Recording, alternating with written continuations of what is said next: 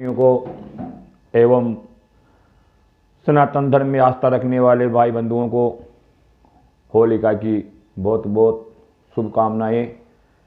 आज से 7 मार्च 2025 अष्टमी तिथि से होला अष्टक आरंभ हो गए हैं। अब मैं आपको कुछ चीज़ें ऐसे जानकारी देने जा रहा हूं जो फिर आज सिद्ध करेंगे कि प्रत्येक जगह उदया तिथि नहीं ली जाती है।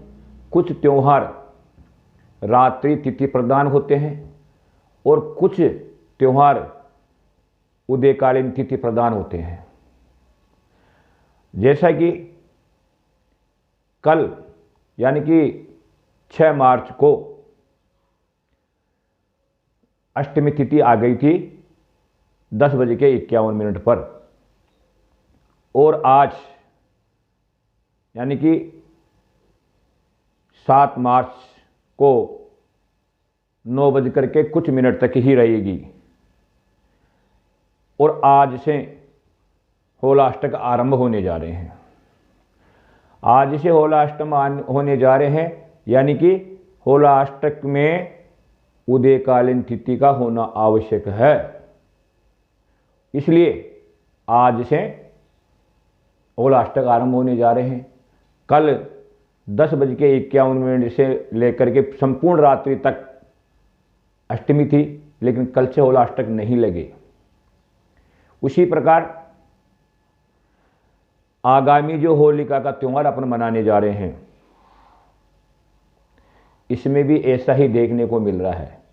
यहां पर मैं इस विषय को इसलिए उठा रहा हूं कि पिछले कई वीडियो में, जैसे दिवाली को लेकर के या अन्य त्यौहार को, जन्माष्टमी को लेकर के, मैंने समय समय पर इस बात से आप लोगों को अवगत कराया, लेकिन कुछ लोग इस बात को मानने के लिए तैयार नहीं होते हैं। वो नाना प्रकार के उदाहरण देने बैठ जाते हैं। विशेष रूप से जो 4 रात्रियां हैं वो तो तिथि प्रदान होनी ही चाहिए और होती ही है, चाहे कोई कितना भी दुष्प्रचार करें। लेकिन सामान्य जनमानस को, जो सनातन के आस्था रखने वाले व्यक्ति हैं, उनके माइंड को परिवर्तित नहीं कर सकते। कुछ लोग अनावश्यक चीज़ें घुसेड़ करके बार त्योहारों को प्रभावित करना चाहते हैं। ये मैंने अष्टमी की बात बताई अभी आपको। अब मैं होलिका की बात कर लेता हूँ। होलिका की बात इसलिए कर रहा हूँ कि 13 मार्च 2025 को जो पूर्णिमा तिथि है वो आने जा रही है। सुबह 10:36 पर पूर्णिमा तिथि आ जाएगी 13 मार्च को, और 14 को रहेगी 12:24 तक। यानी कि 12:24 के बाद 14 तारीख को पूर्णिमा नहीं रहेगी। अब जो लोग उदयकालीन तिथि को लेकर के अपनी बात को प्रबलता से रखते हैं या सीना ठोकते हैं, वो लोग क्या 14 तारीख को रात्रि को होलिका दहन करेंगे? क्योंकि यहाँ पे भी ये जो त्यौहार है ये रात्रि तिथि प्रधान त्यौहार है, और 13 तारीख की रात्रि को ही पूर्णिमा रहेगी। इसलिए 13 तारीख की रात्रि को ही होलिका दीपन लिखा गया है। होलिका का मंगल किया जाएगा। अब जो लोग उदया तिथि करके त्यौहार को प्रभावित करना चाहते हैं, वो क्या 14 तारीख को करेंगे? इस बात को उन लोगों को समझना चाहिए। कुछ त्यौहार जो तिथि प्रदान होते हैं वो रात्रि तिथि प्रदान होते हैं, उनको रात्रि में वो तिथि होना आवश्यक होता है। और कुछ त्यौहार दिन तिथि प्रदान होते हैं, तो उनको ऐसे त्योहारों में दिन में तिथि का होना आवश्यक होता है। इसमें कोई वो नहीं है। 13 तारीख की सुबह, इस बार जो भद्रा है वो 13 तारीख की सुबह 10:36 से रात्रि 11:31 तक रहेगी और इसके पश्चात होलिका का दहन होगा। यानी कि 11:31 के बाद होलिका का दहन का मुहूर्त है, होलिका दीपन का मुहूर्त है, इससे पहले नहीं होगा, क्योंकि पूर्णिमा 13 तारीख की रात्रि को ही रहेगी। अब एक अन्य विषय पर आता हूं। आज से होलाष्टक लग गए। होलाष्टक का मतलब इस 8 दिनों के अंदर कोई भी मांगलिक कार्य नहीं किया जाता है, वर्जित माना गया है।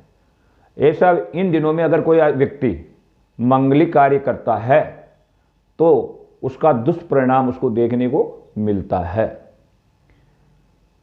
अब होलाष्टक होलाष्टक होलाष्टक हर कोई के मुख से सुनते भी हैं और हर कोई सामान्य प्राणी ये 8 दिनों को निषेध करके मानता है कि 8 दिन होलाष्टक है, इसमें नहीं करना चाहिए।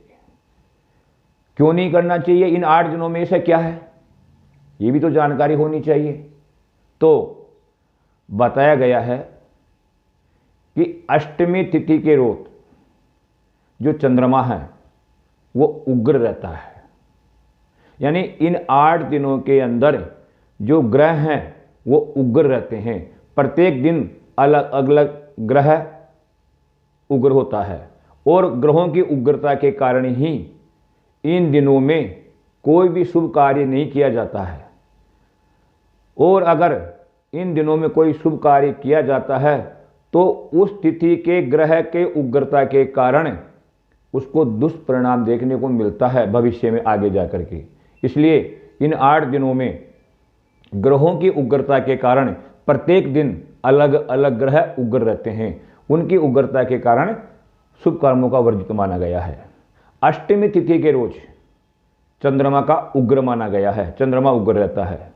और नवमी तिथि के रोज भगवान सूर्य उग्र रहते हैं।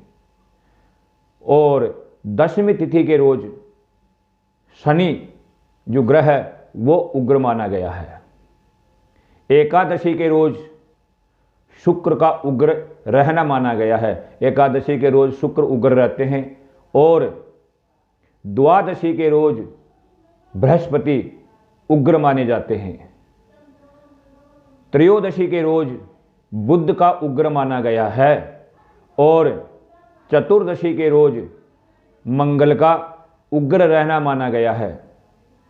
और पूर्णिमा के रोज राहु और केतु दोनों का उग्र रहना माना गया है।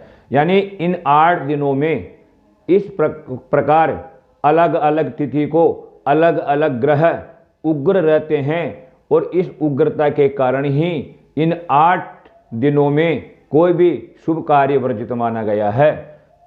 इसलिए इस दिनों में शुभ कार्य नहीं किया जाता है। आज से होलिका तक कोई भी शुभ कार्य वर्जित माना गया है, वो नहीं करना चाहिए। इस प्रकार होलाष्टक को निषेध माना गया है। जय राधे, जय गोविंद, जय श्री कृष्णा।